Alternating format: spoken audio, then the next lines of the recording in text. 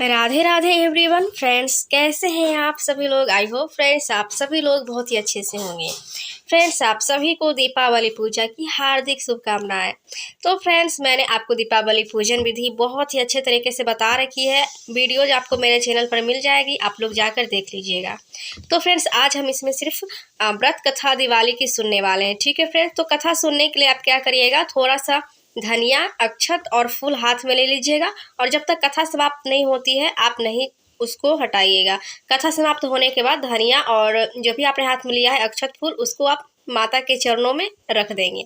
तो चलिए हम कथा को शुरू करते हैं, या फिर फ्रेंड्स आप ऐसे भी कथा को सुन सकते हैं। कार्तिक मास के कृष्ण पक्ष की अमावस्या तिथि को दीपावली का पर्व मनाया जाता है और फ्रेंड्स इस दिन माता लक्ष्मी का पूजन किया जाता है और साथ में गणेश भगवान जी का भी पूजा की जाती है। तो चलिए हम कथा के बारे में जान लेते हैं। किसी नगर में एक साहूकार रहता था। उसकी एक बेटी थी। वह रोजाना घर के सामने लगे पीपल के पेड़ पर जल चढ़ाती थी। उस पीपल में लक्ष्मी जी का वास था। एक दिन उसी पीपल के पेड़ से लक्ष्मी जी प्रकट हो गई और साहूकार की बेटी से बोली, मैं तुझसे बहुत प्रसन्न हूँ, इसलिए तुझे सहेली बनाना चाहती हूँ। साहूकार की बेटी बोली, क्षमा कीजिए, मैं अपने माता पिता से पूछकर ही आपको बताऊंगी।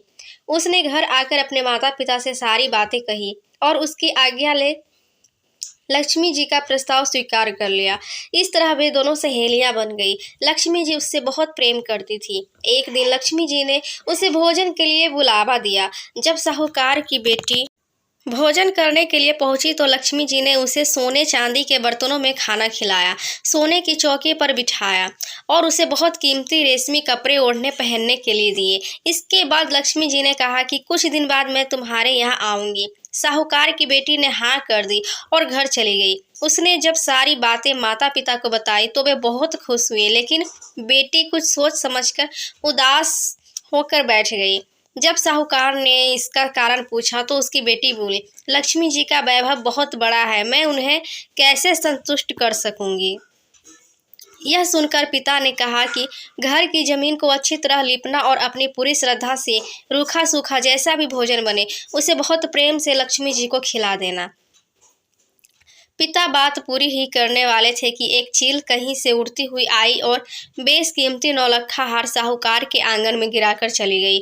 यह देखकर साहूकार की बेटी खुश हो गई। उसने पिता की बात मानी और घर को सुंदर तरीके से सजाया, जमीन की सफाई लिपाई की। चील ने जो हार उसमें उनके घर में गिराया था उसे बेचकर लक्ष्मी जी के लिए अच्छे भोजन का इंतजाम किया। उन्होंने सोने की चौकी और रेशमी दुशाला खरीदा। जब लक्ष्मी जी घर आई तो साहूकार की बेटी ने उन्हें सोने की चौकी पर बैठने को कहा।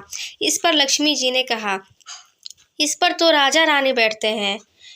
इतना कहकर वह साफ जमीन पर ही आसन बिछाकर बैठ गई और बहुत प्रेम से भोजन किया। वह साहूकार के परिवार के आदर सत्कार से बहुत खुश हुई और उनका घर सुख संपत्ति से भर गई। हे लक्ष्मी माता, जिस तरह आपने साहूकार के परिवार पर अपनी कृपा बरसाई, उसी तरीके से आप सबके घरों को सुख संपत्ति से भर देना। तो फ्रेंड्स, ये थी दिवाली व्रत कथा। आपको कैसी लगी फ्रेंड्स, कमेंट में ज़रूर बताइएगा। फ्रेंड्स, वीडियो अच्छा लगे तो वीडियो को लाइक ज़रूर करिएगा और चैनल पर नए हैं फ्रेंड्स तो चैनल को सब्सक्राइब कर लीजिएगा। सब्सक्राइब करके बेल आइकन ज़रूर प्रेस करिएगा ताकि मैं जो भी वीडियोस डालूं आप तक तुरंत पहुंच जाए, नोटिफिकेशन चल जाए। तो फ्रेंड्स चलिए फिर मिलते हैं हम नेक्स्ट वीडियो में।